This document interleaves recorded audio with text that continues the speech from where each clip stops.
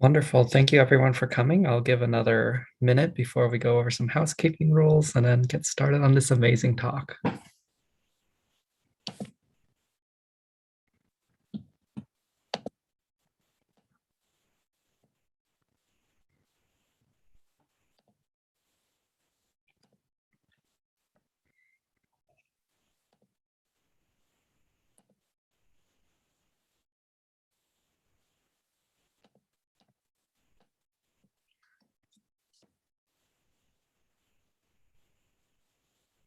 Fantastic. So we'll get started. So thank you everybody for coming to our talk by Dr. Kanika Khanna, is joining us from Stanford. So thank you for joining us. Just a few housekeeping rules. If you have any questions, please put them in the Q&A on Zoom or ping one of us on BioCord and we'll funnel that into Zoom so we can get to that. So without further ado, I'll be introducing our speaker.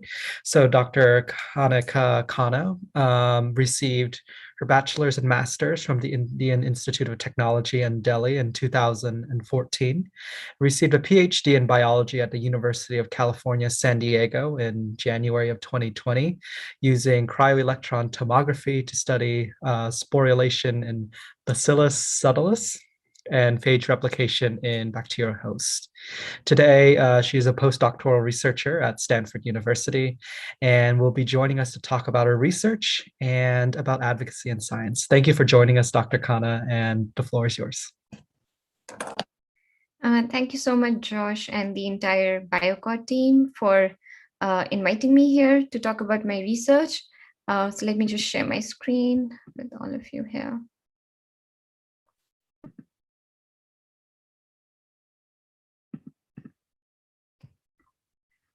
All right. Can you all see my screen here? And am I audible? Is that okay, Josh? Yes, you're all great. Awesome. So today I'm going to be telling you a little bit about what I did in my PhD, in my research, which I completed last year. I am a microbiologist by training. And in my PhD, I learned new techniques in imaging and microscopy to study the tiny world of microbes. And I'm going to present one particular vignette from my PhD, which is about studying the cell division machinery in a bacteria, which is called Bacillus subtilis. So I'm currently doing my postdoc in the lab of Professor Michael Fischbach at Stanford here, where I'm studying the gut microbe interaction. So how the bacteria which are present in our gut, they interact with various components of our immune system or metabolics and everything, and how they're important for the health. But I just want to present this, the story from my PhD today, where I was under the guidance of Elizabeth Villa, who is a biophysicist, and Professor Joe and Kit Pogliano, who are microbiologists. So I got my PhD in 3 different labs. So if anyone of you has questions about interdisciplinary science and everything, I'd be very happy to answer that as well. All right. So this particular story that I'm going to tell you actually was published last month in a journal called eLife. And I encourage you all, if you have free time and the interest, to go through the manuscript, which is much more detailed. And I'm going to be presenting short parts of it. So asymmetric localization of the cell division machinery during Bacillus subtilis sporulation.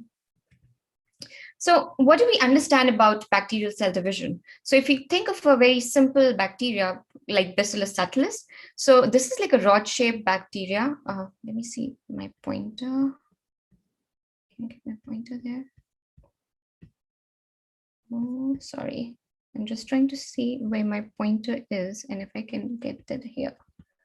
Okay, we'll figure that out. So this particular bacteria, Bacillus subtilis, it's a rod-shaped bacteria, and as you can see, and here in red is the cell membrane, and in gray is the thick layer of peptidoglycan on the outside of the cell membrane.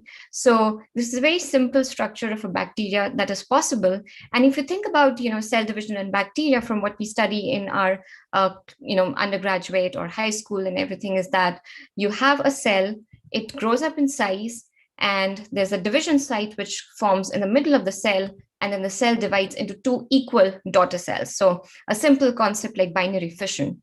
But if you start thinking about what are the molecules which are involved in this process of cell division, things start to get a little bit more complicated. Actually, it's not very simple as we think it is. Like even just, splitting the cell into two, it involves a lot of coordination of different proteins, different molecules, all both in space as well as in time, to regulate this process. So in this particular bacteria, Bacillus subtilis, so it's a gram-positive bacteria. And by that, I mean basically the structure of its cell envelope is such that there is a cell membrane which is surrounded by a thick layer of peptidoglycan on the outside. And what happens during cell division is that there is a protein called FtsZ. And this protein FtsZ, it's basically a homologue of microtubules which are present in eukaryotes. And by that, I mean that, so these FtsZ proteins, they can start forming polymers. So even though, proteins are these blobs and everything, but when they're provided with sufficient energy or like some sort of a force, they can start forming filaments and, just join end to end to form these long filaments. And FtsZ is one such protein. So if it has a nucleotide, like a GTP or something, it can hydrolyze the GTP to get energy from there and start forming filaments. So what FtsZ does during cell division is that it forms this ring-like structure at the center of the cell, and this is called a Z ring. And the Z ring then actually will start constricting to divide the cell into two equal parts. But there are many other proteins which are involved in this process. So there are two sets of proteins which are involved in anchoring the Z ring to the membrane. So there are these different sets of proteins, FtsA, ZAPA, EZRA, SEPF. You don't have to remember all of the proteins for the purpose of this talk, but I just want to tell you how complicated this process can be. So these proteins promote the interaction of the Z ring to the membrane. And then after some time, there are some other proteins which are recruited. And these proteins, which are listed on the right-hand side, they promote the interaction of, they promote the synthesis of the septal cell wall. So if you imagine cell division, it is not just, constricting the cell into two, but when you're constricting, you need to make more cell envelope on the outside. So there are proteins which are involved in this particular process. And surprisingly, we actually don't know a lot about all of these proteins, what they're doing during the process of cell division, even though the process seems very simple in theory, but in practical, how these proteins are coming together in space and time, we don't really understand about them.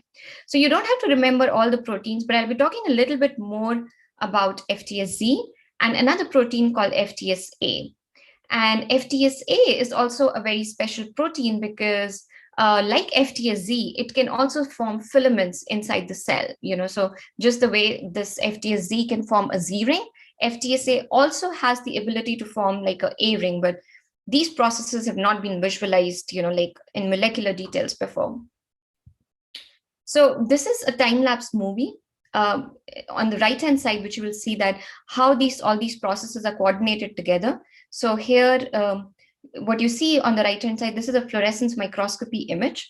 So what we do is that we have the cells and, this particular FtsZ, we can tag it with a protein, with a fluorescent protein like GFP, and then we can start seeing it because, the GFP is going to emit certain signals, so we can start seeing how it looks like under the microscope. And in this movie, as you will see, what happens is that these are all different cells. So maybe you can all of us can look at this one cell together, let's say this particular cell. So what you can see, this is like the boundary of the cell, and this is FtsZ, which is tagged with this GFP, so it is fluorescent. And if I play the movie together, you see that how the Z ring, the cell is elongating, and then the Z ring divides, and then it moves to new sites of divisions. Once you have these two cells, the FtsZ ring somehow goes to it knows that there's a new cell now, and I have to go to this other middle of the cell to start forming a Z ring there so that the cell division process can continue indefinitely. All right.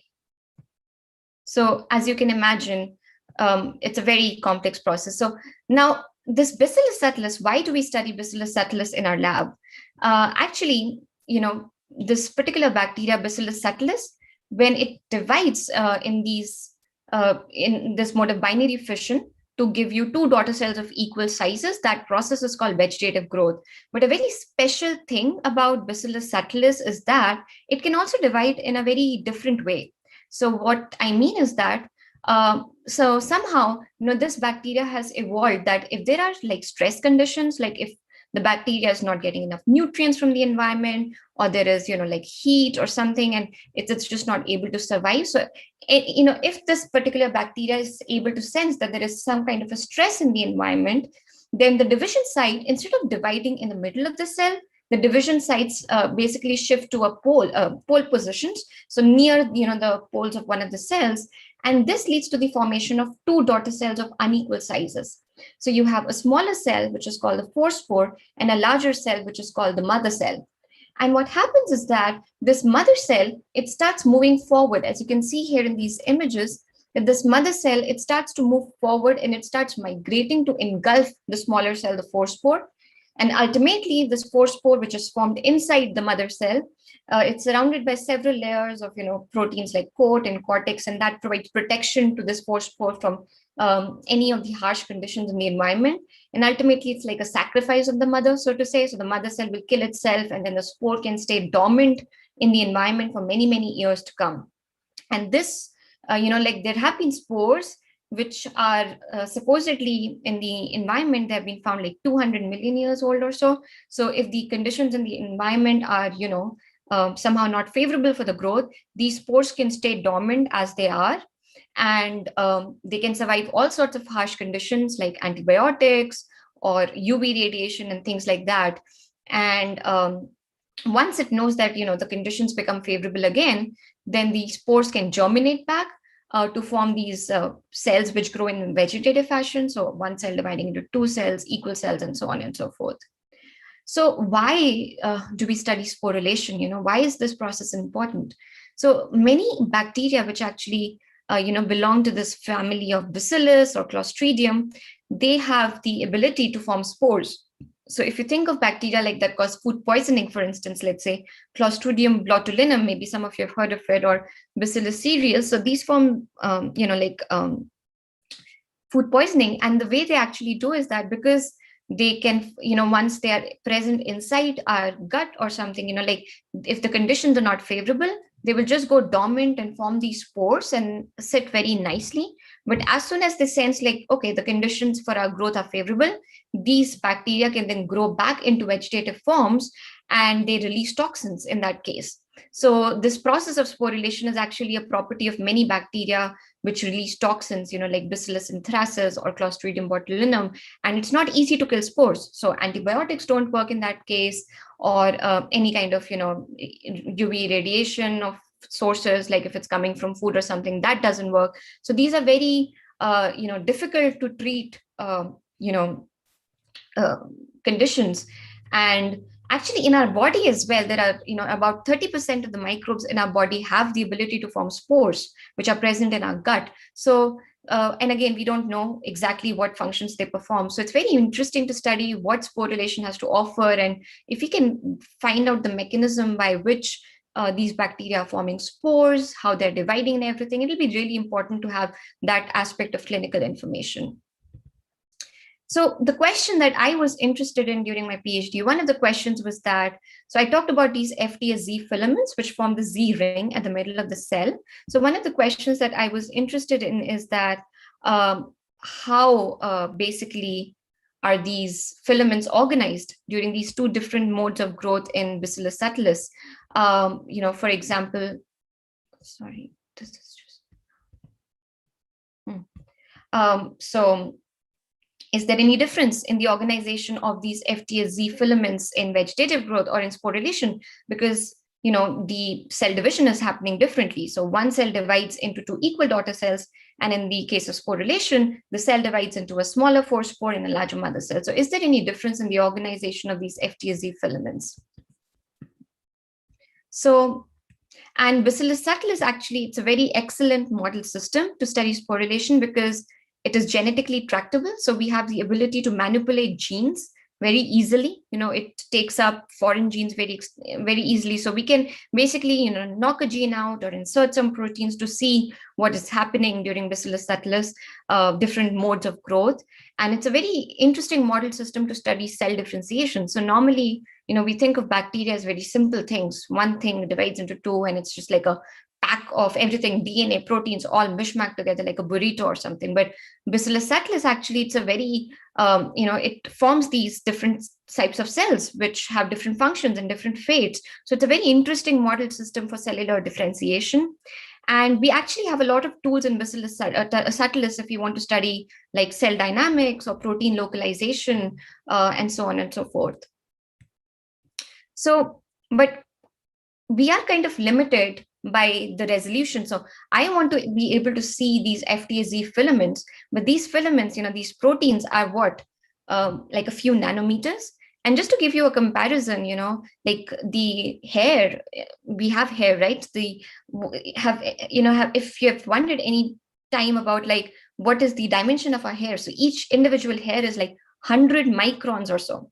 And if I were to tell you like, based on this slide here, that the Bacillus subtilis bacteria measures like 1 by 5 microns. So it's almost 100 times smaller than the size of one hair. So how do you see these bacteria?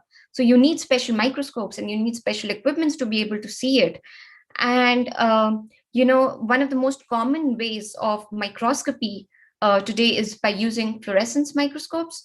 So what you do basically is that you have your protein of interest, and then you tag it with like a fluorescent protein, like a green fluorescent protein, which we get from jelly, and then we see where these are. So in this particular figure, what you see is that there was this one protein, which is present like inside the cytoplasm of bacteria, and they saw it by fluorescence microscope.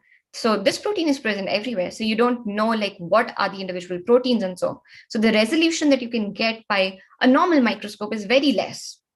And nowadays we have these super resolution microscopes. So it's the same protein, but it is being viewed by a different kind of a microscope called super resolution microscope, which can push the limits of detection by about 10-fold or so. So you start now seeing individual dots and everything, where things are. But then if you really, really want to study at the single protein level or at the single molecule level where things are, nowadays we have this very expensive and very fancy technique, which is called cryo-electron tomography. And if you use cryo-electron tomography to study your model system of interest, like if you're working on bacteria or you're working on yeast or mammalian cells, what you can, the resolution that you can get with these microscopes is you can actually zoom in and go at the level of individual proteins and start seeing individual proteins which are like 3 to 5 nanometers, so almost 100 into 100 times smaller than your hairs, or actually 10 to the power 9 times smaller than the size of your hair. So you can maybe eventually see what your hair are even made of, like individual proteins and keratin and so on and so forth. So this is a very exciting field that we are heading into, this field of cryo-electron tomography. And in the next slide, I'm going to show you a movie. So I've been giving you this term cryo-electron tomography. So what this technique does. So as the name suggests, cryo, so we are in this technique actually freezing our specimens to temperatures of below the temperatures of liquid nitrogen, like minus 180 or so. And the idea behind that is that if you freeze your samples very rapidly, what happens is that they stay dormant in time. So it's like you're preserving the specimen in like a native context if you freeze your samples very rapidly. And electron is because we're using electrons to image our specimen. So we have this microscope which is emitting a beam of electrons, and these electrons then pass through your specimen to give you like an image at the bottom of how these things looks like. And let me show you this movie, and then I think it'll become very much clearer what we are doing in this technique. So in this movie, what you see, these are individual virus particles, and they have been frozen to a temperature of minus 180. And when you have all these virus particles, you can freeze them on a platform like a grid, which are special electron microscopy grids. And then they're taken inside the microscope. And what happens is that, maybe you can see now here. So what this microscope is doing is that it is rotating the specimen of interest. And as it is rotating their specimen of interest, it is taking these projection images. So basically your sample, you're taking images of your sample at different angles. And once you have all of these different angles, then you can combine all these images to get an idea of how your sample looks like in 3D. And actually, this is very similar if you have ever gotten like a CAT scan or a CT scan. I'm just going to play this movie again, but just to tell you, like if it's very similar, Like if you've ever gotten like a CAT scan or a CT scan, the only difference is that in that case, it's not your hands which are moving in different direction. It's like the beam from the X-rays, and that is taking, images of your hands or any other organ that you're interested in at different angles to, get an idea of how your bones and everything looks like. So something very similar here is happening in this process of cryo-electron tomography. Maybe I'll just go a little bit further. And yeah, so once you have all these images, you can combine all of them together. And in that way, you can get an idea of how your specimen actually looks like in 3 dimensions.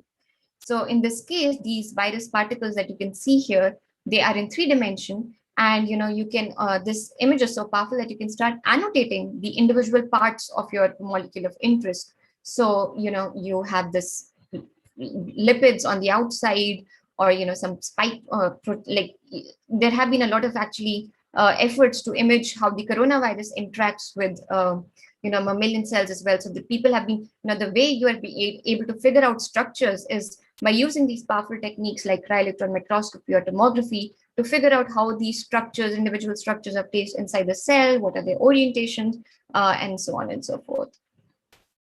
But one of the limitations with this technique is that it works with very thin samples. So your sample need to be like, like really thin to the ice lab, but unfortunately, bacteria are not thin enough for this particular technique. So what we do is that we actually artificially make our bacteria thin by sort of really giving them a beam of very heavy metal ions called gallium ions. And I'm going to show you how this particular techniques work. So maybe I'll show you this movie first. So what we do to thin our bacterial specimens. So what you see here is, like a part of the grid of the electron microscope where we put our samples. And here, what looks like a fried egg is actually a mammalian cell, which is put on the electron microscopy grid. So what happens is that, we use this very powerful beam of gallium ions, which are very positively and heavy charged. So you can imagine it, if you were to hit a particular thing with like a ball over and over again, what you will do is that you will just destroy the surface of that ball. So this is very similar what we are doing to our biological specimens, is that we have this beam of gallium ions, and we use this to ablate the cellular specimen from the top and the bottom. And then we are left with this very thin slice, which is called a lamella. And this is, this is really, really some sci-fi technique, because it's actually this thin slice is supported on the sides by the remainder of the cell itself.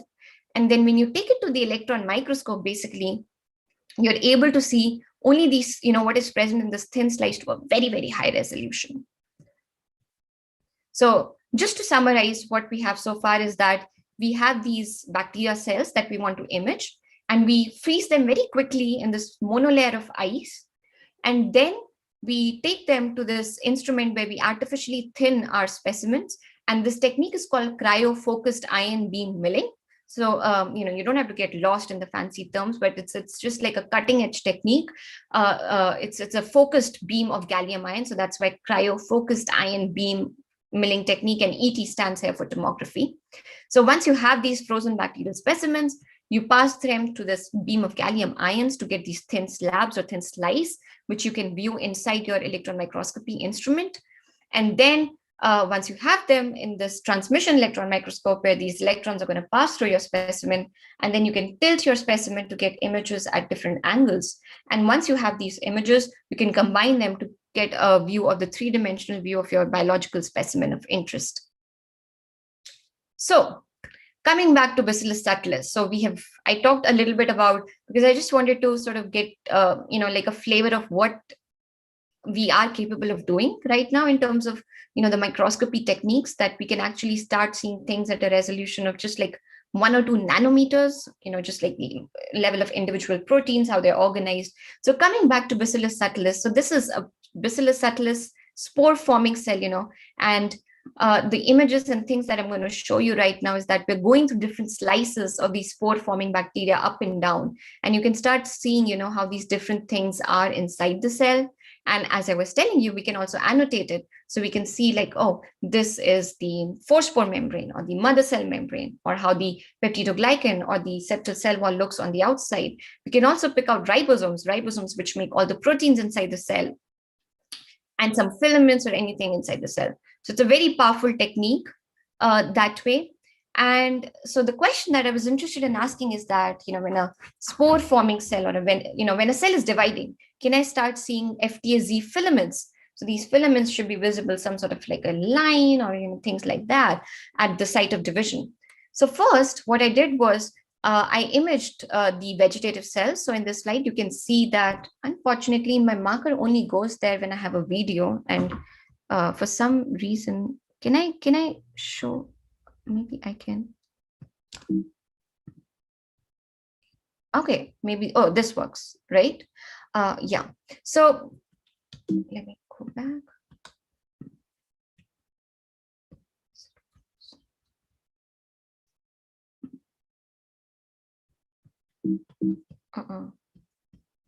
Sorry.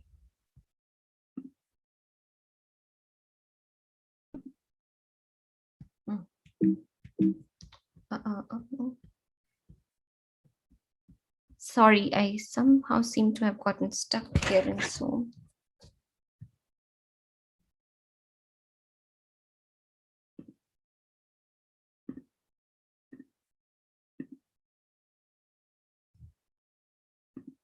Okay. All right, sorry. So this is a vegetatively dividing cell, which means that the division site is at the middle of the cell. And it's very difficult to look at it, like just from these images. And I can assure you, but let me walk you through what I think I saw and what is happening. So if you look at this dividing cell very carefully at this division site, so this is just an enlarged view of the left side of the invaginating septum. So what I have here in the boxes is just enlarged. And this is an enlarged view of the right side of the invaginating septum. And so let me start annotating things here a little bit, and then you will see what I'm trying to show you is that, so in this peach color here, so this is like the outline of the cell membrane. So basically I have shown just, these are two similar views on the left and the right hand side. So I'm just going to start annotating on the right hand side so that it becomes clear what I'm seeing. So on this peach side is the cell membrane, which I just annotated with a dashed line. But then just alongside these peach lines, we can start seeing these individual dots here, and so we see two series of dots. So one, which is in pink, which is slightly closer to the membrane, which we call membrane proximal series of dots. And then another series of dots in blue, which are slightly away from the membrane, which we call the membrane distal series of dots. And then how do we know that these are not just any dots, but these are dots that we're interested in, like the filaments? How do we know that these are, because what you see here are just black and white images and you have to make sense out of them. So how do we know that these are filaments? So this was a very interesting question that I was trying to tackle, and the answer was actually fairly simple. So if you have any, cylindrical object, let's say you have like a water bottle or something, and if you cut a plane, so let me just grab something maybe. So, I mean, imagine this phone was like, like a cylindrical object or something. And if I were to cut a plane which goes through the short axis of the cell and then rotate the phone towards myself, now what I will see in that case is basically this round thing, if it was a cylinder. And this is very similar. What we're going to do is that if we have this rod-shaped cell, and if we cut a plane which goes through the short axis of the cell, and then we rotate the cell towards ourselves, we're going to see this circle. And but we are also cutting ourselves, if you remember, in this Cryo-FIB instrument. So, and this beam, it's not direct movement. So it can cut the cell anywhere that we want. So it can cut in this direction or here. So basically we will get all these different sections of the cells in our images. And what we do, so if I have the cell, which is a dividing cell, and the septum is being formed. Now, if I cut a plane which goes through the short axis of the cell, and then I rotate the cell towards myself so that I see that circle in that septal disc, which is called. So in the septal disc, I start seeing that each dot which I was seeing in the top view is actually a filament in the projected view. So again, these are just enlarged images of the septal disc of the left side or the right side of the invaginating septum. And in the peach color, again, this is the membrane that you're seeing on the right-hand side. And then in this pink is the membrane proximal series of dots, which are now visible as filaments. And in blue are these membrane distal series of dots, which are now visible as these filaments. So basically, each dot that I'm seeing in the top view is actually a projection of the filament in the rotated view. So this was pretty exciting that we can actually start seeing these small proteins inside our images. And I'm not going to go into the depths of that. We did some genetics experiments and some measurements and everything, and then we found out that in the septal disc, what we see is that the filament, which is in pink color, is actually a ring which is made up of FtsA molecules, and the filaments which we see in the blue color is actually a ring made up of FtsZ molecules. So FtsZ molecules are like the major proteins which are participating in cell division, which form the Z ring, and FtsA are helping the Z ring anchor to the membrane. So something like an A ring. And so this is just a movie to show you, like that we can actually annotate all these membranes and filaments inside the cell in these images. So, like the black and white image that you were seeing, we can start annotating, like this is the cell membrane, and then blue is FtsZ, and then pink is FtsA.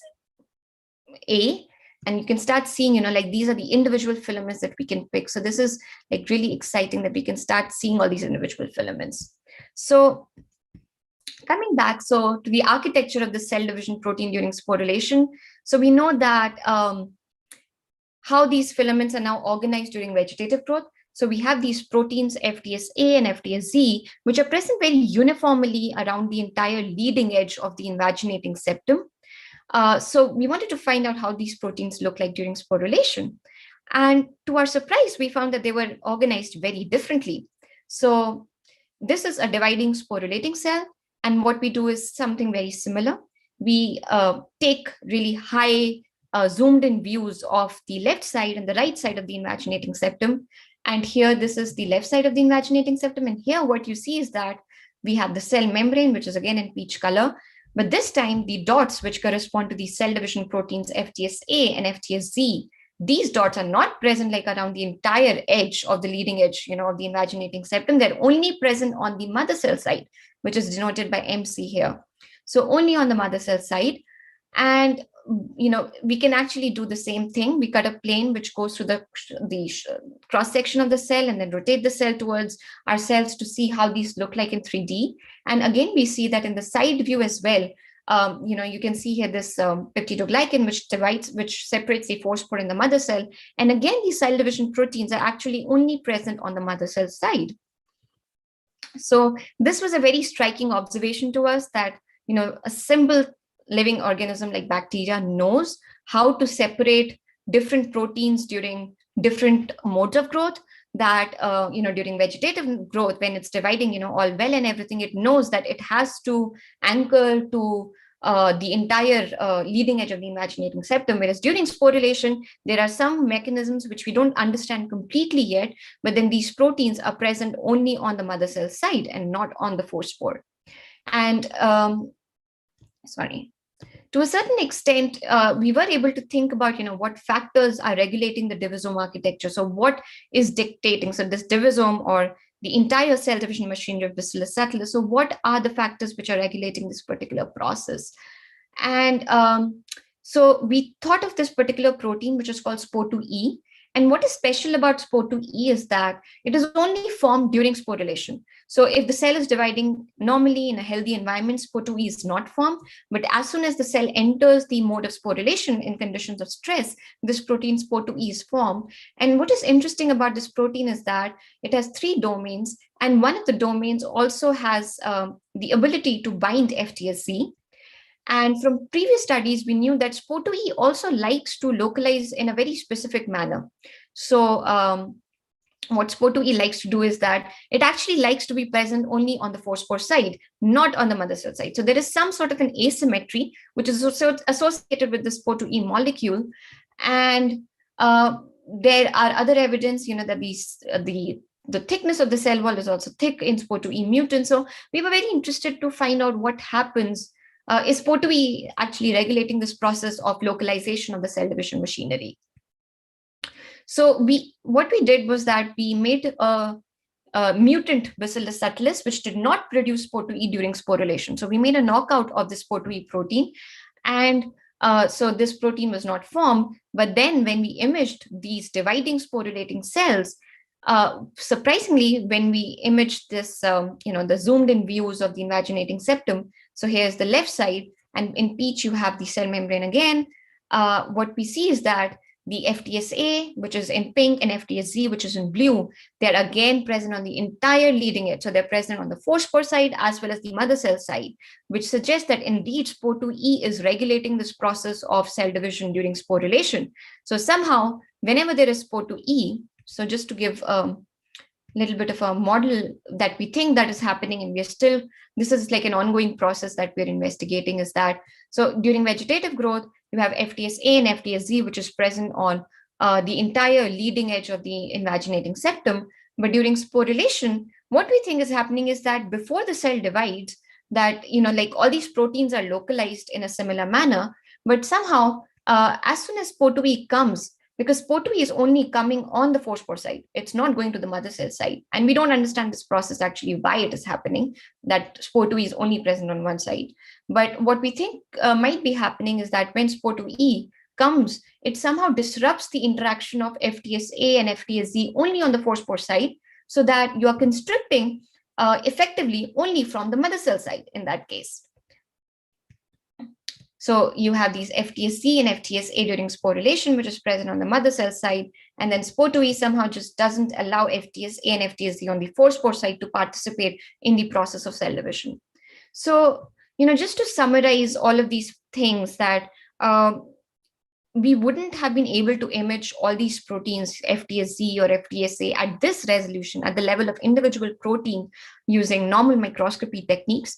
And because all of these things, actually, if you look at the size of the septum and everything, this is like 50, 60 nanometers or so. And a normal microscopy resolution is 200 nanometers or so. So you're trying to look at things which are, like really, really small, and that cannot be resolved by current techniques, and developing all these tools for bacteria to study cell division proteins, how they're organized differently during different modes of growth. This is really important, I think, like even for the future, like if you want to develop some antibiotics for the spore formers, because then we need to understand the mechanism by which those antibiotics act. So maybe now we know a little bit more about how the cell division is happening during sporulation. So maybe we can try to make antibiotics which are particularly targeting FtsZ during sporulation, let's say, so that these cells do not form spores. So these kind of things, I think, like having some sort of a clinical translation application would be really great in the future. And I'm going to give you a little vignette of another story that I was working on, and which might be really exciting because this is, we've been talking and hearing about viruses and everything. So there are special kind of viruses which infect bacteria, and these are called bacteriophages. So we've been listening a lot about, coronavirus, I'm sure all of us, and how it has just been a devastation. But actually, these viruses which infect bacteria or bacteriophages, we can actually use these viruses to eliminate harmful bacteria. So what many of the phages do is that, just like, a virus wants, sometimes kills its host cell in a lytic cycle, these bacteriophages as well, when they infect bacteria, many of the times, if they're undergoing a lytic cycle, they can kill their bacteria of interest. And, so for example, many of the harmful bacteria which are resistant to many antibiotics, like Pseudomonas or staph, we may be able in the future to find out viruses or phages which can kill these harmful bacteria, which may not be killed by certain drugs or antibiotics. So one of my project was also studying the process of how phages replicate in a particular bacteria called Pseudomonas aeruginosa, which is notorious for causing lung infections and things like that, and also biofilms. So it's in hospital-acquired infections. So what we found was that there are these special kind of bacteriophages. So normally bacteriophages are very, very small. They have very small genomes, but then there are some phages which have very large genome sizes for a bacteriophage. And what we found was that then when these phages, which have a large genome size, when they infect Pseudomonas aeruginosa, what they do is they form these very specialized structures inside the Pseudomonas cells. So what they do is that So in the right-hand side in panel B, if you see, they form this shell in the middle of the cell, and the shell has all of the phage DNA stored. So as soon as the phage infect the bacteria, it somehow just rapidly forms the shell, store all the DNA in there, and then this DNA is used as a factory so that it can start forming new phages inside the cell. And ultimately, there are so many phages, then the cell just lyses. So, this is a very organized, so this is a very example of an organized way in which replication is happening inside bacteria. And normally, again, if you think of bacteria are just like proteins or DNA packed like in a mush mash, that's not the case actually. So from this, it's actually like a nucleus-like structure because it's storing all of the DNA of the phage. And then all these viruses, there are other things like they have these special filaments to traffic to this nucleus-like factory. It gets packaged with all the DNA, and then it gets attached to a tail, and it forms more of these bacteriophages and everything. So this, the ability of these bacteria to have these special organelles or factories inside the cell during events of phage replication. So if you're able to exploit these things and understand these mechanisms again at high resolution, we can also think of how can we make like designer phages or bouquet phages, like for certain kinds of bacterial infections that we might want to treat. And there was this recent article that came out a couple of years ago that a girl who had infection of Mycobacterium tuberculosis. And so actually my advisors here at UCSD, Joe and Kit Pogliano, they used to have this, they still have actually this class called Phage Genomics Research Lab for undergraduates. And, it's like an HHMI course, which is there in many other universities as well. And undergraduates there from all parts of the world, they isolate, they just go out in the environment and then they isolate phages for mycobacteria, but for Mycobacteria smegmatis, which is like a non-infectious agent. And what these doctors did was that they wanted to treat a girl who had an infection of Mycobacterium tuberculosis.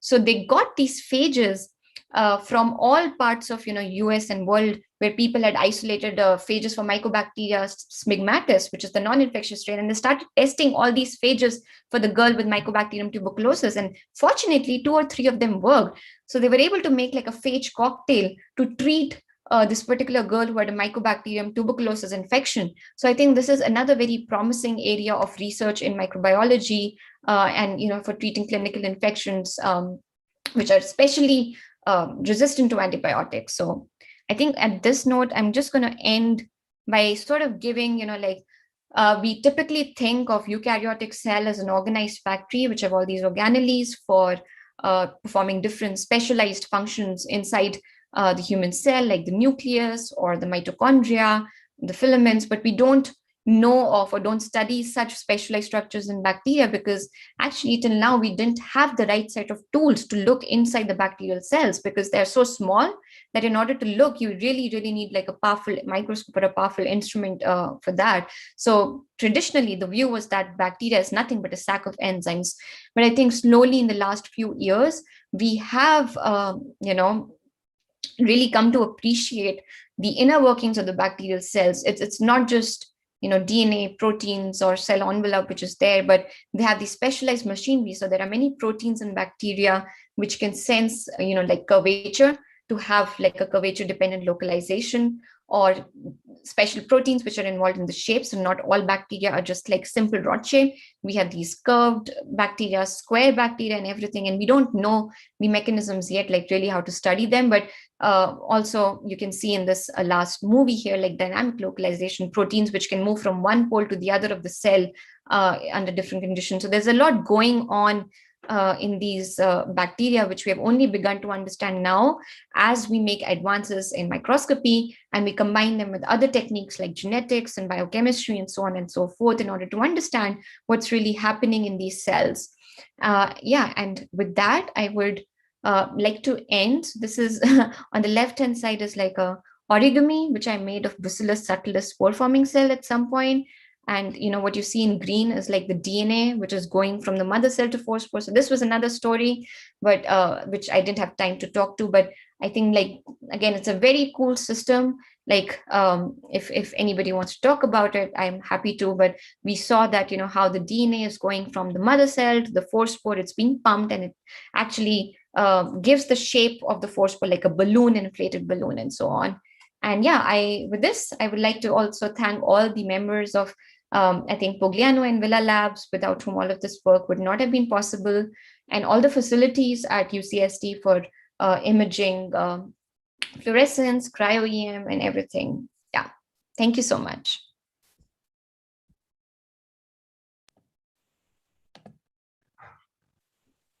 Thank you so much, Dr. Khanna. And just giving you a sense of what's going on Discord, a lot of people have been enjoying this talk, learning things that they may have not heard of before and in a different light. And we just want to really thank you for this. And we have a few questions. Yeah, I'll be happy to take more questions. Are in the Q&A, so I'll read them out loud so everyone can hear them as well.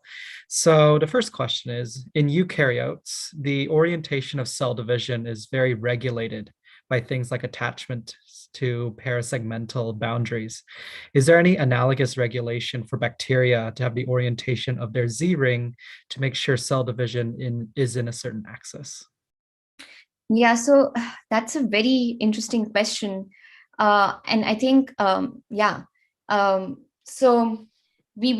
don't have a good answer for this, because, like cell division, like this whole field that there is like a regulated cell division in bacteria is only 20 years or so old, and people are still beginning to understand what's happening. So, the way the Z ring is like perpendicular to the long axis of the cell, and what proteins are regulating it, we actually don't know. Like, how do we even, like, how does FtsZ senses like what's the middle of the cell and where it has to localize? So these are things which are not well studied at all. And even like in Bacillus subtilis, we really don't know what proteins sort of anchor. There are some evidences. So there are proteins, so like when the cell is dividing, like initially the pole of the cell from where the pinching off happens, that has a slightly curved shape. And there is like evidence that there are proteins, which is like, there's a special protein called Div4A, which is present in both E. coli and in Bacillus subtilis. And the Div4A basically senses the curvature, and that's how it knows that this is like the pole of the cell, and it starts anchoring FtsZ in some sort of a way to the middle of the cell later on, because the Div4A also moves from the pole to the middle. But yeah, we don't know exactly how this process happens, and yeah, it's complicated. So I'm not sure if it was a good answer, but the short answer is, we know that FtsZ ring in most of the bacteria, at least like in rod-shaped bacteria, it is in a direction which is perpendicular to the long axis of the cell, but we don't know exactly how. But then there are other bacteria like Staph aureus. So Staph aureus is again very unique because it divides into these 4 compartments. Basically it's like an ellipsoid or a rod-shaped bacteria, and it splits into these 4 compartments. So we again don't know, like, and the Z ring actually it's a very interesting mechanism in Staph aureus. So the Z ring first forms in one part of the ring axis, and as soon as it knows that there is some elongation, it shifts to the other. So it's like dividing in all 4, like, I don't know, like, it's like if you're Indian and if you make like chapati, round chapati or something, you kind of going in all different directions, but it's very unique and complicated. But yeah, we don't know how this happens.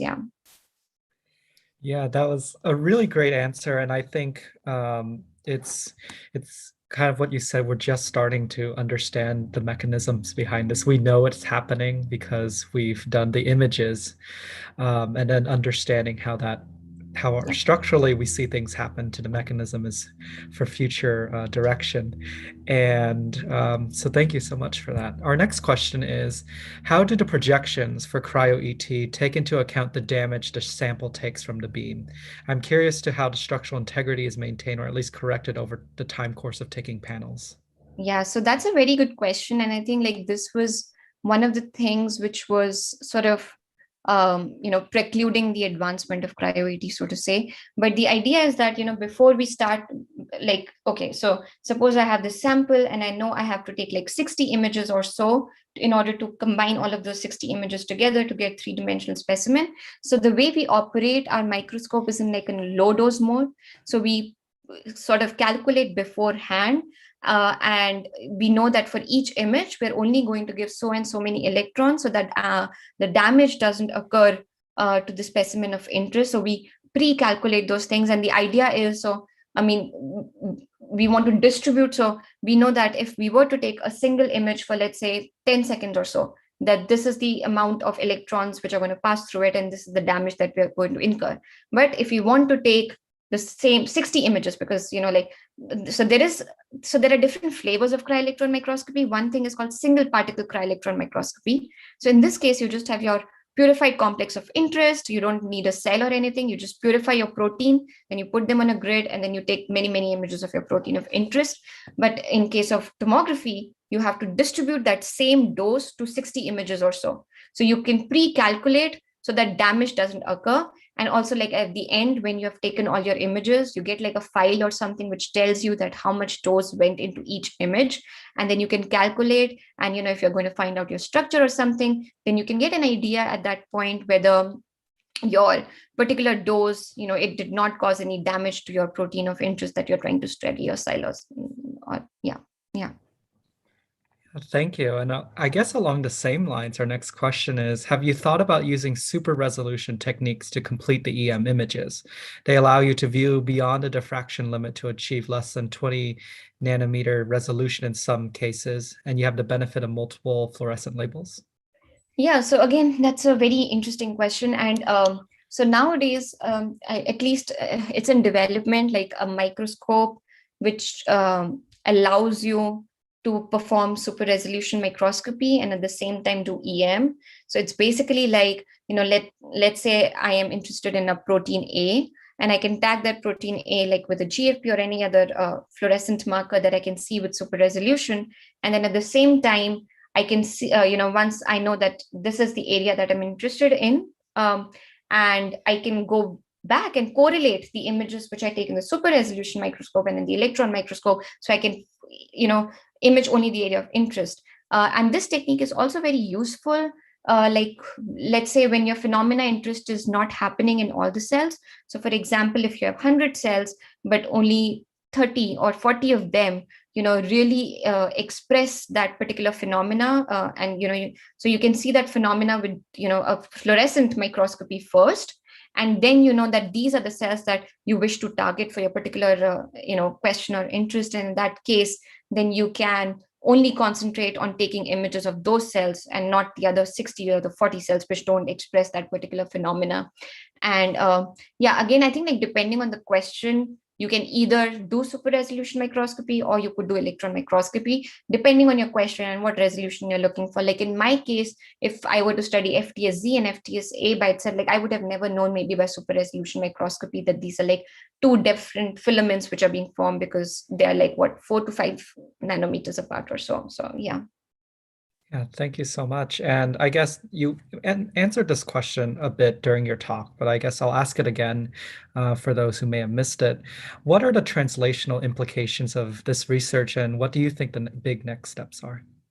Yeah, so I think, like, in particular, I didn't have a lot of time to talk about the Phage project, but I think that definitely has a lot of potential in the future, because there are many infections in the clinical world right now, which and the problem of antibiotic resistance is on the rise, and so many bacterial infections, the MRSA or the Pseudomonas or tuberculosis and so on and so forth, and these bacterial infections which we cannot treat by antibiotics. I think phages offer a very interesting application in the future, and I think also going forward.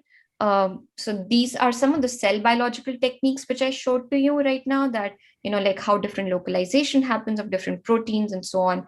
But once we are able to get to that stage where we can take many more images and tomograms and everything, we can start averaging, like from these images we can pick up all the FtsZ and get to know what's like the structure at angstrom levels maybe. So if we are able to get that structural details at this high resolution, then we can start designing drugs to inhibit or target. So this is what is happening in many of the drug discovery programs, is that you start using all these structural techniques to get a good high resolution angstrom levels resolution of the structure of interest, and then you can start fitting what kind of drugs, candidate drugs for that particular protein. And the advantage of using tomography is that you image the whole cell. You just don't image one protein, but you image the whole cell. So you also preserve the context of the specimen. So if you are finding the structure of your protein A in the cell, like this is the particular condition, or this is the context, that maybe some proteins are present in one conformation and the same protein is present in a different conformation in a different part of the cell. So you get the whole picture instead of just um, just one purified protein, so to say. And I think like in future, definitely as we get more advanced in high throughput imaging techniques in cryo-electron tomography, especially because right now it is still a little time consuming and on the low throughput side, especially if you have to do like a thinning step and everything in between. So once we get to that stage, I think we can really start to get more details about like the structure of, let's say, the FtsZ or the phage proteins, which are important, and that will be really exciting, I think, going forward. Yeah. Yeah, that's definitely exciting. And for someone who is interested in this kind of field, it's really important, like you said, to look at the context of where the protein is within the cell. I personally just isolate them and see what happens, but it's totally different in the context of living systems. That's all the questions I have at the moment, and we really thank you for your time, and just a big shout out to the art that you put up. The origami looks absolutely amazing, and I know the Discord server was really excited to see that. So thank you so much for your time. Thank you for inviting. Yeah. Absolutely. And for those on Discord, you are on Discord as well. So we may catch you around the server. But thank you for joining us, and have a great rest of your day. Thank you. And yeah, feel free to reach out to me if anybody has any questions about grad school or anything else for that matter, the tech